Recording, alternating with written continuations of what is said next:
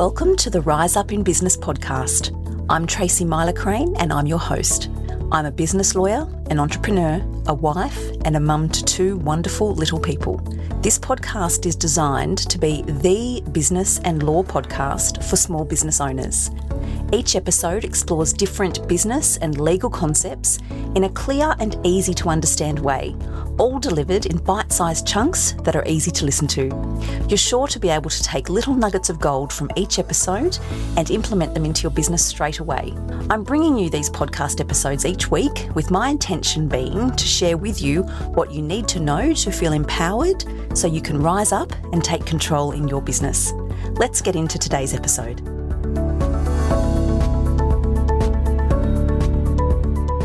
Hello everyone and welcome back to the podcast. Thank you for joining me again in the new and fresh season 5, which I'm really having a fabulous time recording for you. So the last couple of episodes you've heard me talk about my why and what I stand for in business, and you would have taken away crystal clear by now that I very much stand for prevention being better than cure in business. And that is because I've seen it all. I've seen what can go wrong. And I'm on a mission now to help you as small business owners avoid all the pitfalls and set yourself up for success. A question that I get asked a lot, particularly by new clients who come to me for the first time, is where do I need to start? What do I need to do to set myself up properly? Just give it to me in simple terms. And it's a great question. And I'm going to focus this episode very much on legal protection for small business because let's face it, as small business owners, we're working really hard doing all the things. We want to protect that thing that we're working so hard to build. So we don't want to leave anything exposed, which can bring us undone later. So this episode, I'm focusing on my tips for legal protection for small business owners, cutting straight to the chase. Where do you start? First and foremost, when we're talking legal protection? Well, the first point or the first recommendation I always make is get your business structure right. Lots of people say to me, I don't know if this business is going to do okay. I'll give it a crack, see how it goes. And if it turns into something that's sustainable, then I'll think about that later. That might seem like a good idea at the time, but in my experience, it's not necessarily the best approach that's going to serve you. Better approach, in my view, is to sit down and really think about the right business structure for you and your circumstances, because everybody's circumstances are different. The right business structure that's going to work for you and your circumstances and your family. And in some cases, that may well be a sole trader for a period of time. Absolutely. In other cases, it will be a company structure. Sometimes people like to utilize a family trust structure that they already have. So in making this decision, my view is provided that you're making an informed and well-considered position, chat to your lawyer, chat to your accountant, and then make a decision, then you know that you're setting yourself up properly.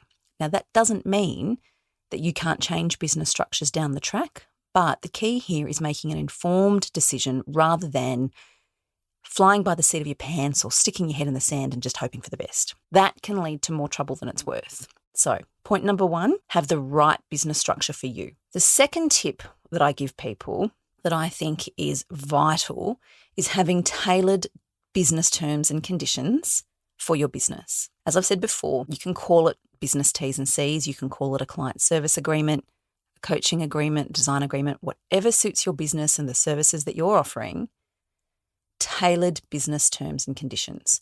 This does a few things, and this is why it's vital for legal protection, because firstly, it will make sure that you have complied with your obligations under the Australian consumer law. They're a thing. It's important.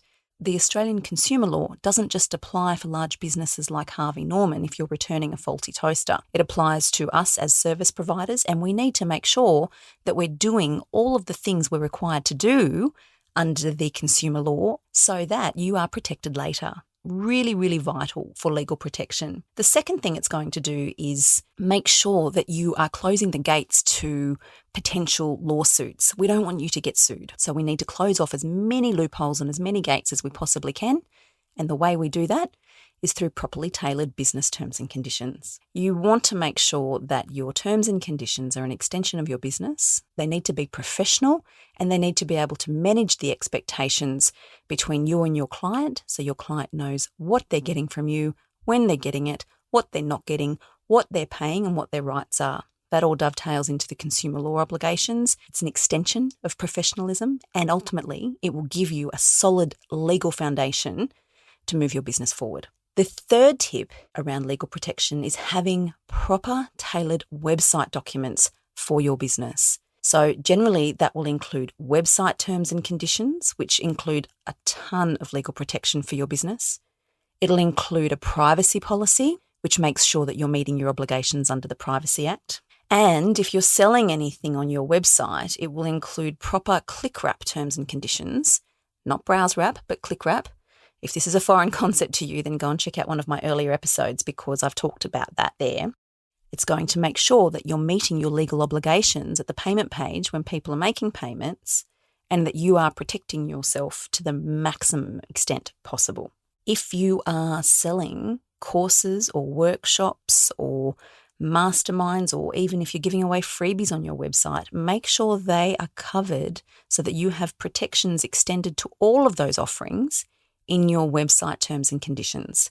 I do want to say here there are no shortcuts. It's not okay to copy somebody else's. There's several reasons for that, and I talk about that in an earlier episode of the podcast as well. This is something that needs to be prioritised for any professional small business owner. And the fourth tip that I cannot stress enough the importance of to ensure legal protection for your small business is insurance. Rarely does a week go by where a client doesn't say to me, "Oh, I don't have insurance. Oh, I haven't worried about it. It won't happen to me. Oh gosh, it's all too complicated. I really just don't think my risk is that great." Honestly, there is no substitute for preparation. Prevention is better than cure, and insurance is vital for any small business owner. It does not matter what services you're selling or what products you're selling. Insurance is something that you simply must explore, and you must have relevant insurance policies for your business in place. That can be, for many service providers, professional indemnity, which will protect you against negligence. It can be public liability insurance if you are face-to-facing with your clients, your customers, if you are leasing or licensing co-working space, or if you have commercial premises that you lease. Also, if you have people to your home, public liability insurance is going to be very important. So that's something that we shouldn't skip over and we shouldn't discount as unnecessary or it won't happen to me. We can, of course, go further with our insurances. Honestly, it really does depend on the industry and the nature of your business. But in this day and age, we really need to be turning our mind to cyber insurance and that level of risk. And then, of course, there's the more general down the track type of office insurance and business insurance, key person insurance, all of those things. It can be tricky to find an insurance broker that you connect with and that can help you. Trust me, I've had those challenges. But it is a worthwhile endeavour, making inquiries and landing on somebody that you really do connect with and that really can support you in your business. So there we have it. This is a short and sharp episode because I think these tips are really important. If you're a small business owner and you're thinking about legal protection, then you really want to be focusing on your business structure, your tailored business terms and conditions, called whatever suits your business, your website documents, and your insurance cover. There's no shortcuts here. A very good client of mine said on one of my earlier podcasts, "Buy cheap, buy twice." And I hadn't heard it until she said it, but she's spot on. Don't take shortcuts on these things. Prioritize these things. In my experience, paying attention to those 4 areas that I've outlined in this episode can be the difference between coming out of a tricky situation unscathed or ending up in a big black smoking hole, which is very difficult to get out of. Not to say you can't, but we don't want those challenges. If we can look ahead and think to ourselves as business owners, what can I do to position my business such that we are protected should something go wrong? Look forward to your future self and think, what will my future self be grateful for if I do right now? Trust me when I say it's paying close attention to the 4 points that I've shared in this episode. I hope that's been helpful. As always, reach out if you'd like to have a chat with me about any of those things. Please jump over to the website and book in for a free 20-minute chat, or reach out to me via DMs on Instagram or email. I am always happy to answer questions and always happy to help wherever I can. Thank you for listening. That's it for today's episode. Thank you for joining me. I very much appreciate you taking the time to listen. If you liked the episode, please be sure to hit subscribe so you don't miss any new episodes. And if you found this episode to be of value for you in your business, I would be ever so grateful if you would take a moment to leave a review on Apple Podcasts, because that will help this podcast reach the ears of more business owners. If you haven't already, don't forget to jump over to my website and download your free copy of my annual legal checklist designed specifically for small business owners. And if you're ready to set your business up so you can get paid every time hassle-free, check out my course, Getting Paid Made Easy. You can access these resources on my website at tmsolicitor.com.au. Remember, in business, prevention is better than cure. I'll be back with another episode for you next week. Until then, take care.